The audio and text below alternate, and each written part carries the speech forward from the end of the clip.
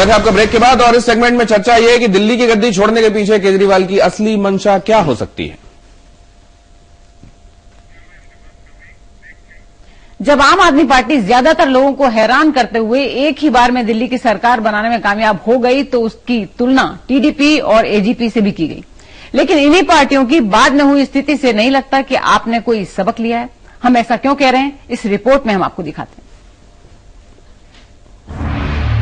ये केजरीवाल की अति महत्वाकांक्षा की वजह से हुआ या इसमें उनकी कोई सियासी तिकड़म है या फिर दिल्ली की कामयाबी उनसे हजम नहीं हुई। आखिर क्यों उन्होंने दिल्ली के लोगों को उम्मीदों का आसमान दिखाकर मझधार में छोड़ दिया। संसद पहुंचने की हड़बड़ी में केजरीवाल एक के बाद एक गड़बड़ियां क्यों करते चले गए। अभी 2 महीने भी तो नहीं हुए जब इन्हीं केजरीवाल ने अपनी राजनीतिक कार्यकारिणी की अहम बैठक के बाद ये कहा था कि उनकी लड़ाई संसद की सीटें जीतने के लिए नहीं बल्कि राजनीति से अपराध, भ्रष्टाचार और वंशवाद खत्म करने के लिए है। हमको सत्ता का अभी आने के लिए थोड़ी आए हैं, हमको सत्ता की राजनीति करने के लिए थोड़ी आए हैं। ये सारी बातें मुझे लगता है गलत है कि अब हम 300 सीट लड़ेंगे, 350 सीट लड़ेंगे, 400 सीट लड़ेंगे। हम ये सब करने के लिए नहीं आए। हम मुख्यमंत्री बनने के लिए नहीं आए, हम मंत्री बनने के लिए नहीं आए, हम प्रधानमंत्री बनने के लिए नहीं आए। सत्ता हम इस देश से भ्रष्टाचार दूर करने के लिए आए। भारतीय राजनीति के इतिहास में ऐसा कभी नहीं हुआ कि हाल ही में जन्मी पार्टी राष्ट्रीय स्तर पर अपने पैर मजबूती से जमा पाई हो।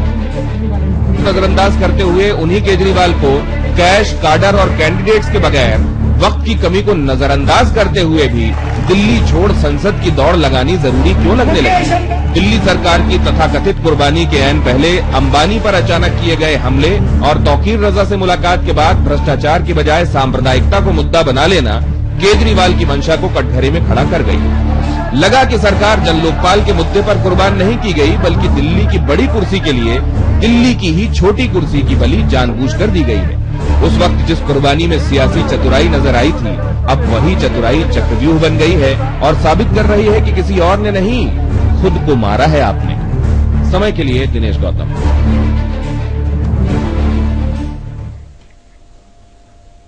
अजय साहब, क्या कुछ ऐसा हुआ कि जो एंटी एस्टेब्लिशमेंट दरअसल वही जो जिसकी यूएसपी रही हो, उसको एस्टेब्लिशमेंट में रहकर उसका हिस्सा बनना रास ही नहीं आया और फिर उसको ये लगा कि अगर इसमें बहुत दिनों तक रहा जाएगा तो इसके नुकसान ज्यादा हैं, लिहाजा उसको जल्दी छोड़ा गया और क्योंकि एक हवा बनी हुई है, माहौल बना हुआ है, उसको इनकैश कर लिया जाए। इसीलिए वो बड़ी पार्टियां भी इतनी हिम्मत नहीं दिखा रही हैं जितनी हिम्मत दिखाते हुए इन्होंने अपने कैंडिडेट्स फील्ड किए हैं।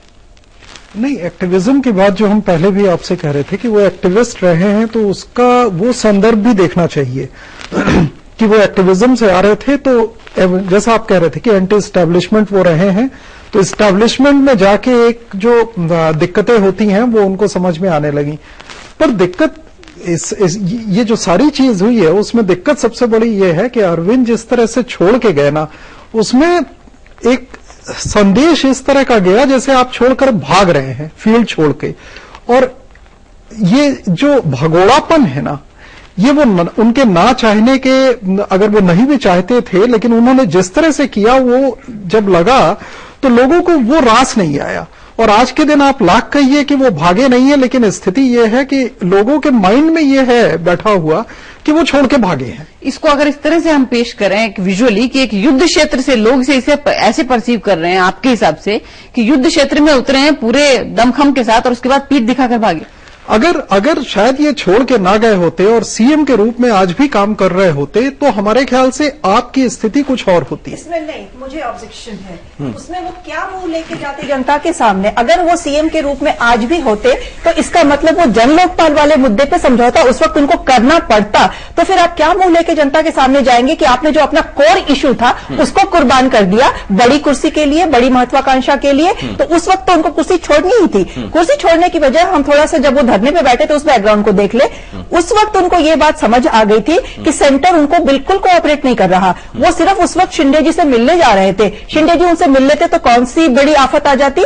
क्यों नहीं एक मुख्यमंत्री से होम मिनिस्टर मिल सका? क्यों उसको वहां रेल भवन पे चौराहे पे रोक दिया गया? पूर्णिमा जी, मान लिया आप जो कह रही हैं वो मान लिया, लेकिन एक व्यक्ति जिसको अचानक लोगों ने अपने सिर आंखों पर बिठाया, जिसकी बातों पर लोग भरोसा करके उनको एक ही बार में सत्ता तक पहुंचा रहे हैं, उन्होंने अपनी गद्दी तो छोड़ी, लेकिन उसके पहले आपने देखा उन्होंने कार्यकारिणी के बाद क्या कहा था, हम यहां 350, 300, 400 लड़ने के लिए नहीं आए। देखिए यहाँ पे 432 उम्मीदवार वो उतार चुके हैं। उन्होंने ये नहीं कहा कि हम सिर्फ लड़ने के लिए आए हैं, उन्होंने ये कहा कि वो हमारा प्राइमरी मकसद नहीं है। That's collateral damage. हमारे आंदोलन के रास्ते में अगर वो करना पड़ा तो हम वो भी करेंगे, वो कर रहे हैं वो। लेकिन इसमें एक पॉइंट फैसल ये भी देखें कि ये क्या हम इसको ऐसे नहीं देखते कि एक छोटी गद्दी, दिल्ली की गद्दी उनको लगा छोटी है और अभी मौका है जिस तरह से दिल्ली में एकदम आए और इसको आप शामिल कर लीजिए तो फिर ये शायद चर्चा करनी ठीक होगी। देखिए सीपीएम 94, बीएसपी आप देखिए क्षेत्रीय पार्टियों की चर्चा हो रही है, सबसे ज्यादा जो लड़ रही है सीट वो बीएसपी की है 222। मतलब वो भी हिम्मत नहीं कर रहे हैं कि 400, 450 हम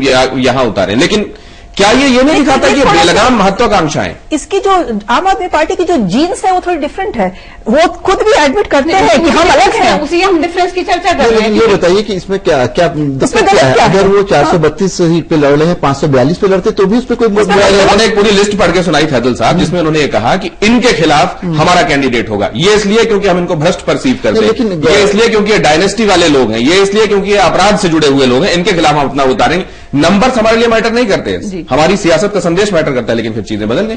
चलिए अब हम आपको ये दिखाते हैं कि वो दल जो आते ही अपने अपने राज्यों पर तो छा गए, लेकिन जब राष्ट्रीय स्तर की बात आई तो फिसड्डी साबित हुए। टीडीपी देखिए 1983 में और असम गण परिषद 1985 में जिस तरह से धुआंधार तरीके से राज्य में आई और छा गई, लेकिन अब उनकी स्थिति राष्ट्रीय स्तर पर क्या है? उस वक्त से अब तक राष्ट्रीय स्तर पर वो एक पिछलग्गू पार्टियां या साथ मिलकर चलते हैं, कोई उनकी पहचान राष्ट्रीय स्तर पर तो नहीं है। मतलब ये कि एकदम से आया हुआ मोमेंटम आप इनकैश ही कर लें और उससे सब कुछ हो जाए, ऐसा नहीं। क्या ये बात समझ में नहीं आई थी आम आदमी पार्टी कुछ महीनों में ही राष्ट्रीय पार्टी बनने के सपने देख रही है, लेकिन आपको दिखाते हैं वो दल जो कई साल से राजनीति में है लेकिन राष्ट्रीय पार्टी नहीं बन पाए। समाजवादी पार्टी 1992 में बनी, जेडीयू 2003 में, बीजेडी और आरजेडी 1997 में और टीडीपी 1993 में, मगर ये पार्टियां राष्ट्रीय नहीं बन पाई। यहाँ पे एक बात मैं ऐड करना चाहूंगा कि आप बिल्कुल आम आदमी पार्टी को दूसरी पार्टियों के साथ ना रखें, वो एक मूवमेंट है। हाँ, चलिए क्या ये ऐसा ही है? अरविंद साहब के पास चलेंगे, मूवमेंट से लेकिन उससे पहले ये बता दें